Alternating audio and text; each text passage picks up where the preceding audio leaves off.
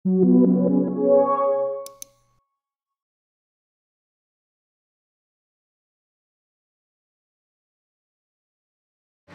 vadovaučiausi tuo principu, kol manęs netrukdo, tol viskas gerai. Mano kaimynai yra romai ir dažnai girdžiu triukšmus, dažnai jaučiu kvapus, jie palieka atidarytą savo duris ir visą laiptinę smardina. Kiti taip nedaro, tik romai taip daro. Tai žmonės statį bijo, pamato tenai čigoną ir bėga tolyn. Iš tikrųjų, prie manęs, pavyzdžiui, buvo priėjusi moteriškė viena ten varažyt, sako, daug man išbursiu tau ateitį. Aš tokių žmonių bijau, nežinau, tiesiog jie patys tokį stereotipą sudaro, tokie, kurie gatvėse vaikšto.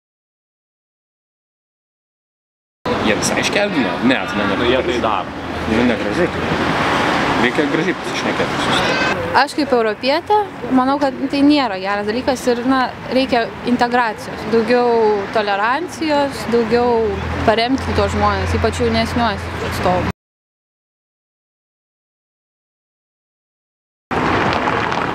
Mes net realiai nieko apie jos nežinom beveik. Ir iš to nežinojimo, man atrodo, yra pagrindinė problema.